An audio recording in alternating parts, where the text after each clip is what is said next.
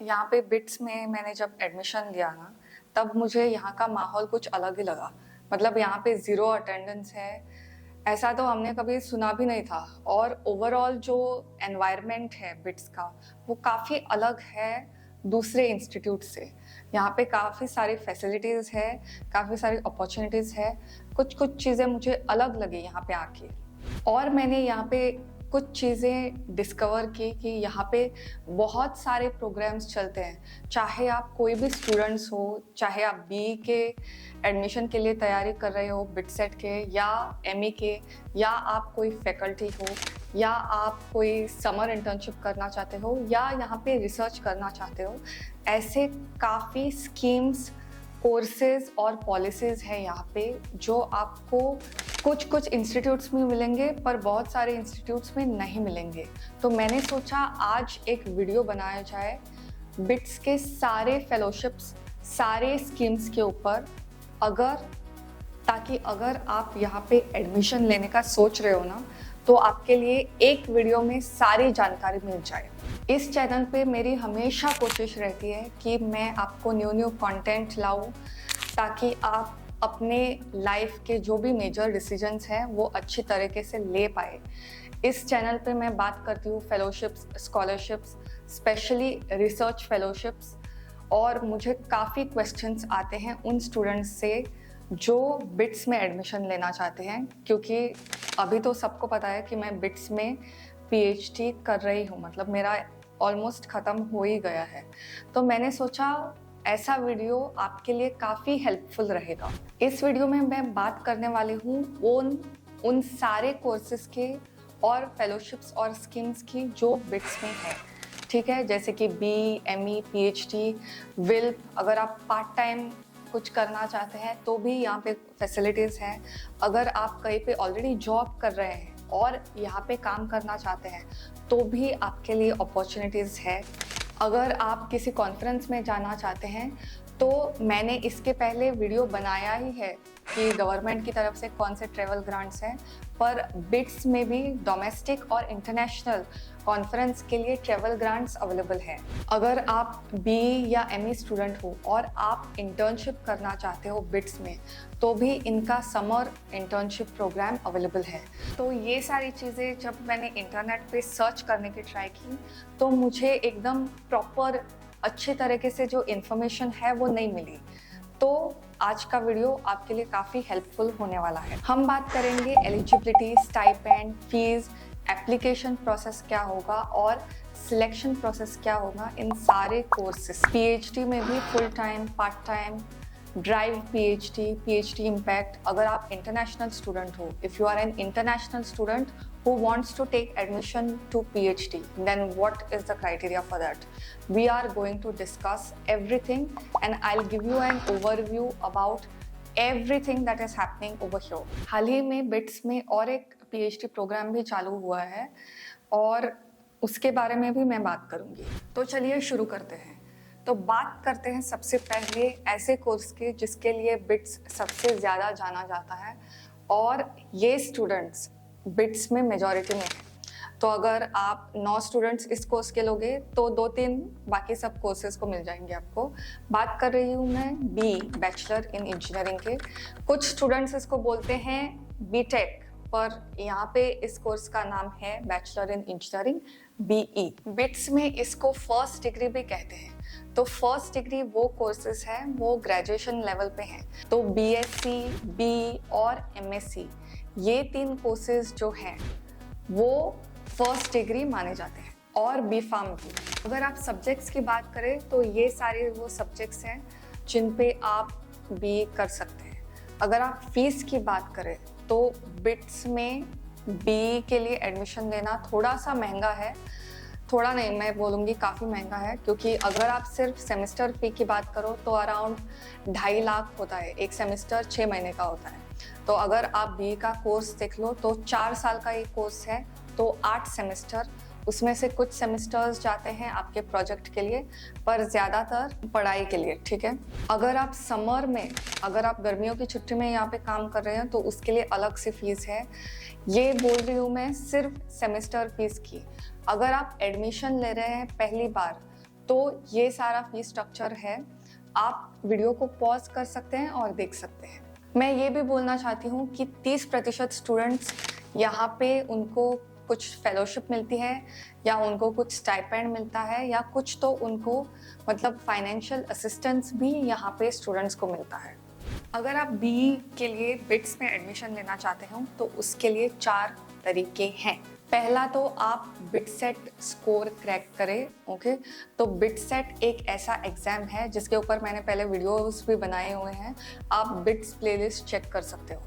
तो ये एक ऐसा एग्जाम है जो आपको बिट्स में बैचलर इन इंजीनियरिंग के लिए एडमिशन दिलाता है और ये प्योरली ऑन मेरिट है, यहाँ पे कोई रिजर्वेशन नहीं है।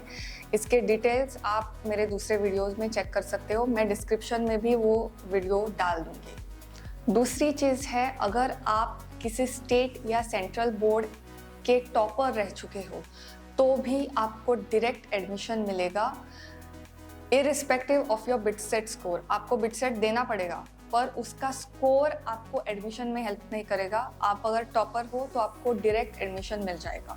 तो ये है दूसरा तरीका। अगर आप इंटरनेशनल स्टूडेंट्स हो, if you are an international student who is holding a passport of some other country rather than India, then you can apply for a Bachelor in Engineering program over here. चौथा तरीका है BITS RMIT Academy. BITS RMIT मतलब ये collaboration है। जैसे अगर आप BITS में डिग्री करो तो आपको एक सर्टिफिकेट मिलता है। अगर आप BITS और RMIT की कोलैबोरेशन के ड्यूअल डिग्री में एनरोल हो जाते हो तो आपको एट द एंड बी के 2 सर्टिफिकेट्स मिलेंगे। एक बिट से कि आपने बी यहाँ से किया है और दूसरा RMIT ऑस्ट्रेलिया, वो एक लीडिंग यूनिवर्सिटी है और वहाँ से भी सर्टिफिकेट मिलेगा कि आपने बी कंप्लीट किया है। तो ये एक ड्यूअल डिग्री है, इसके ऊपर भी मैंने पहले वीडियो बनाया हुआ है। बिट्स RMIT के तहत आपको एडमिशन लेने के लिए भी आपको बिटसेट स्कोर चाहिए होगा और प्रोफिशिएंसी इन इंग्लिश, कोई भी इंग्लिश प्रोफिशिएंसी टेस्ट जैसे टोफल और अलग टेस्ट, इसकी भी जानकारी मैंने अलग सेपरेट वीडियो में की हुई है। और ये सारे कोर्सेज जो है, बिट्स के सारे जो कोर्सेज है वो प्योरली ऑन मेरिट। आपका जो भी बिटसेट में स्कोर आता है ना उसके बेसिस पे होता है, यहाँ पे कोई रिजर्वेशन पॉलिसी या ऐसा कुछ नहीं होता है।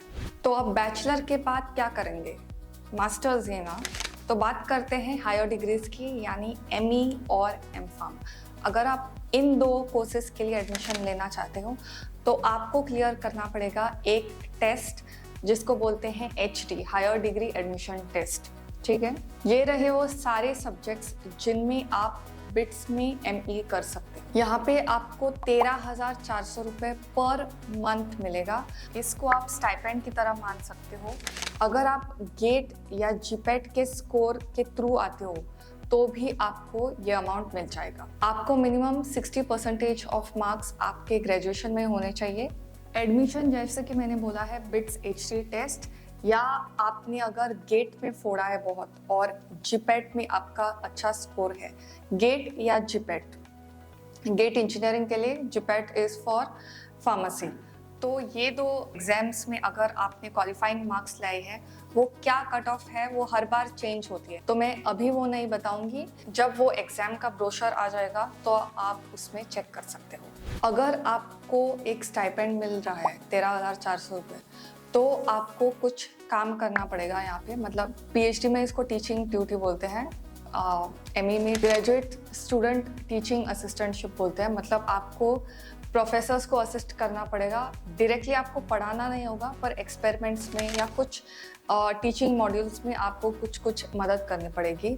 8 से 10 घंटे पर वीक, और ये प्रोग्राम साल में एक बार खुलता है और यूजुअली मार्च में इसके एडमिशन हो जाते हैं। जैसे मैंने बिट्स RMIT की बात की थी ना, BE प्रोग्राम की डुअल डिग्री, वैसे ही और एक डुअल डिग्री बिट्स में है जो यूनिवर्सिटी ऑफ बफेलो, न्यूयॉर्क और बिट्स, इन दोनों की डुअल डिग्री है। नाम सुनने में भी मुझे थोड़ा अजीब सा लगा, but anyways let's proceed. Computer science, electrical and electronics, electronics and communication और मैकेनिकल, ये 4 सब्जेक्ट्स हैं जिनमें आप BE कर सकते हैं। अगर आपको नॉर्मल BE में एडमिशन नहीं मिलता है और आपको ये है कि आपको इसी साल बीई करना है तो आप इस प्रोग्राम के लिए ऑप्ट कर सकते हैं। इस वीडियो में दी गई सारे लिंक्स मैं डिस्क्रिप्शन में डाल दूंगी। आपको बोर्ड में, किसी भी बोर्ड में आप 12th अपीयर कर रहे हो तो आपको 75% से ऊपर लाना है, और सिर्फ जो PCM है उसमें आपके मार्क्स 60% से भी ऊपर होने चाहिए। इसके बाद आपको बिट सेट देना होगा और उसका स्कोर भी आपको लागू होगा। तो ये थे बिट्स के रूल्स। अगर आप यूनिवर्सिटी ऑफ बफेलो न्यूयॉर्क की बात कर रहे हो तो आपको प्रीवियस क्वालिफाइंग एग्जामिनेशन में 60% ऑफ मार्क्स लाना चाहिए। तो अगर आप बिट्स की क्राइटेरिया देख रहे हो 75% एंड अबव, तो आपका ये क्राइटेरिया ऑटोमेटिकली फुलफिल हो जाता है। और आपको इंग्लिश प्रोफिशिएंसी टेस्ट लेना है। इसमें अगर आपको डिटेल में वीडियो चाहिए तो भी मैंने पहले इस पे बनाया हुआ है। ईयर 1 और ईयर 2 आपका बिट्स में होगा, क्योंकि बी तो 4 साल का है, और ईयर 3 और ईयर 4 आपको न्यूयॉर्क जाना पड़ेगा। ठीक है, तो ईयर 1 एंड ईयर 2 की फीस ये रही, ईयर 3 एंड ईयर 4 की फीस ये रही। अगर आप समर टर्म लेते हो तो आपको भी उसके लिए इतना पे करना पड़ेगा। तो चलिए बात करते हैं पीएचडी की। पीएचडी की जब भी बात करती हूँ तो मुझे थोड़ी गुदगुदी होने लगती है, क्योंकि ये मेरे दिल के काफ़ी करीब है। शुरू करते हैं फुल टाइम पीएचडी। मैंने की है या कर रही हूँ, क्या बोलना चाहिए मुझे समझ में नहीं आता, क्योंकि मेरा थीसिस सबमिट होने वाला है पर मेरा काम ख़त्म हो गया है। तो एनीवेज, इसके फॉर्म साल में 2 बार आते हैं।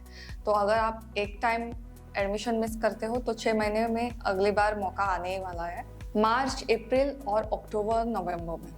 इसमें 2 क्राइटेरियाज हैं। पहले तो अगर आपने किसी नेशनल फंडिंग एजेंसी से अगर आपने फेलोशिप ली है, जैसे मैंने CSIR नेट एग्ज़ाम क्लियर किया था, उसके बाद मेरा जो फेलोशिप निकला वो UGC का निकला।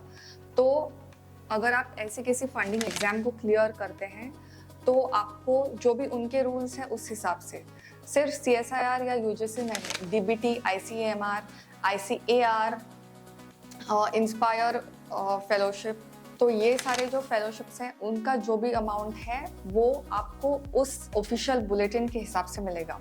बात करते हैं इंस्टीट्यूट फेलोशिप की। अगर आपने कोई भी एंट्रेंस एग्जाम क्लियर नहीं की है तो भी आपको बिट्स में पीएचडी में एडमिशन मिल सकता है, बशर्ते आप इसका जो एंट्रेंस एग्जाम है, बिट्स का सेपरेट एंट्रेंस एग्जाम है, वो आपको क्लियर करना पड़ेगा।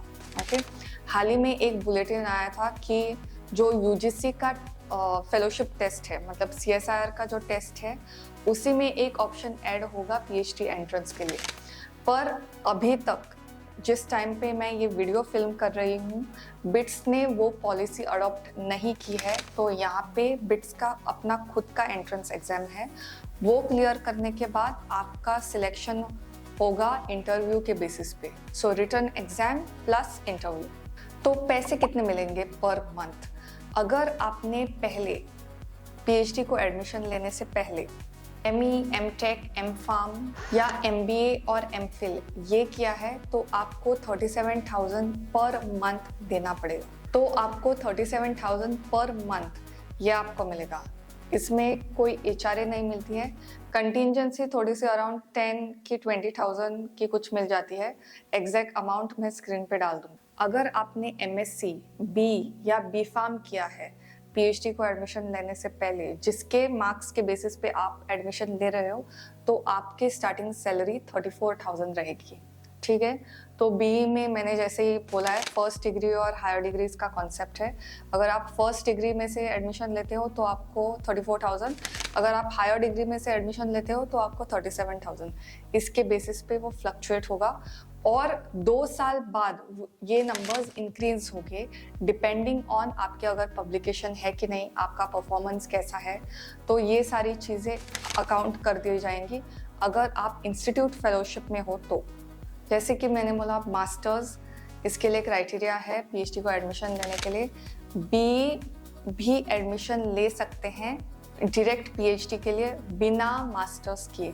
ठीक है, और आपको जो पहला क्वालिफाइंग एग्जामिनेशन है उसमें आपको 60% लाना है।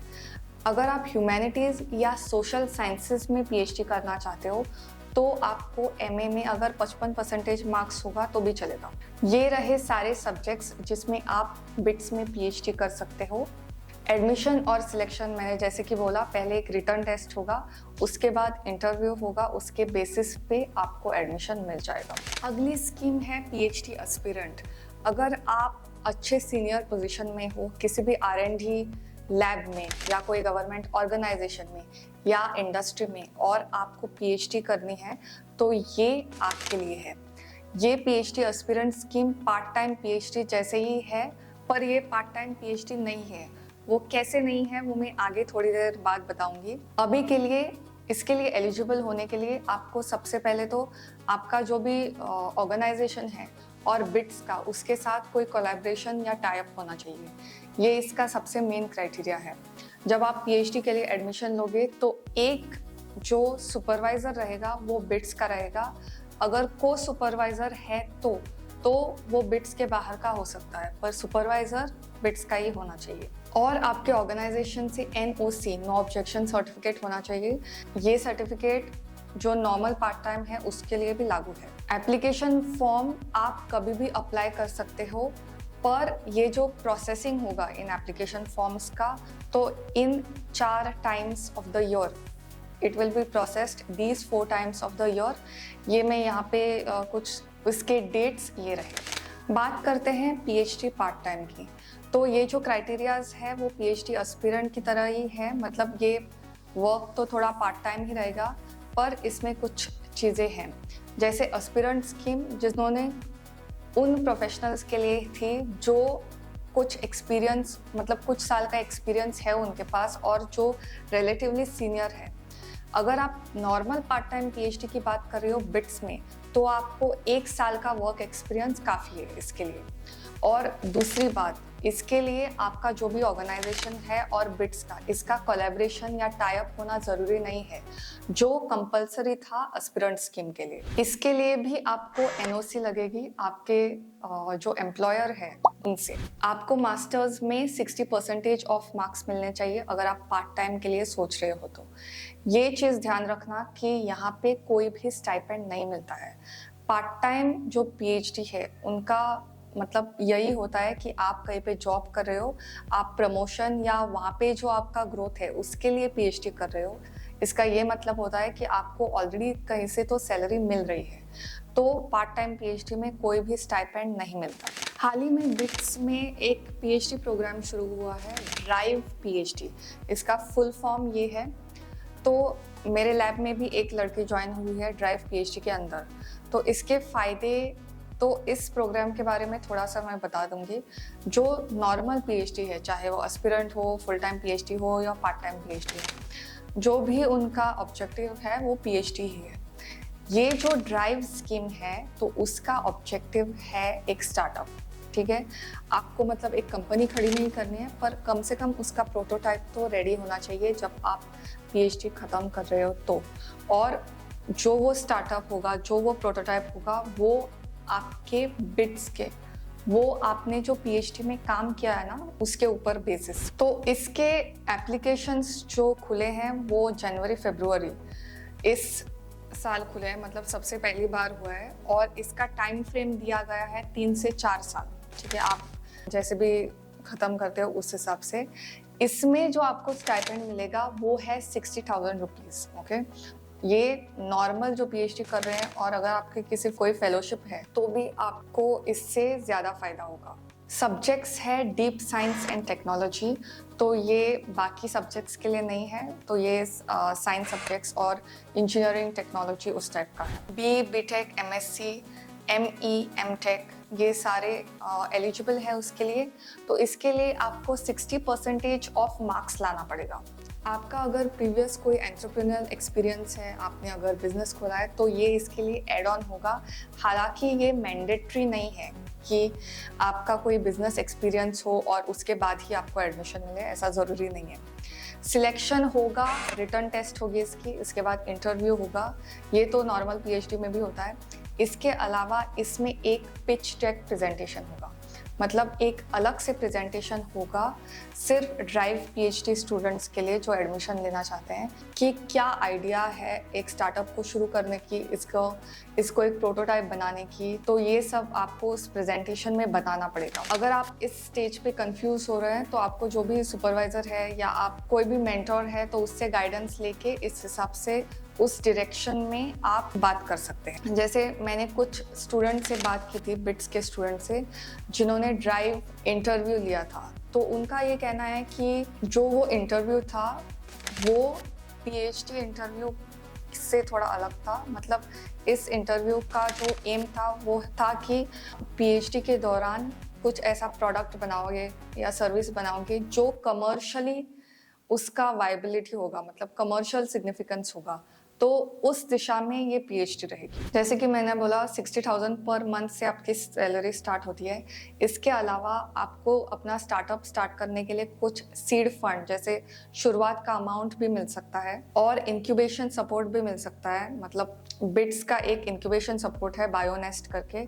यहाँ पे जो भी स्टार्टअप्स है जो बिट्स के तहत शुरू हो रहे हैं तो उनको गाइडेंस और मेंटरशिप मिलती है। और आपको इंडस्ट्री पार्टनरशिप्स, जो भी कनेक्शंस है इंडस्ट्री के, उनमें भी आपको सहायता मिलेगी इस प्रोग्राम के तहत। पीएचडी इम्पैक्ट, ये भी एक प्रोग्राम है जो हाल ही में शुरू हुआ है। हालांकि इसके सारे डिटेल्स अवेलेबल नहीं है, तो जो भी मुझे पता है वो मैं बता दूंगी। तो ये एक इंडस्ट्री और अकेडमिया का स्पॉन्सरशिप है। मतलब अगर आप किसी वर्क प्लेस में ऐसे हो और आपको पीएचडी करनी है, आप जहाँ पे काम करते हो वहाँ पे, ठीक है, बिट्स में नहीं, पर आपको बिट्स का सपोर्ट चाहिए, तो ये उन स्टूडेंट्स के लिए है। तो बेसिकली ये ऑलरेडी जॉब कर रहे हैं सीनियर प्रोफेशनल्स के लिए ये पीएचडी इम्पैक्ट है।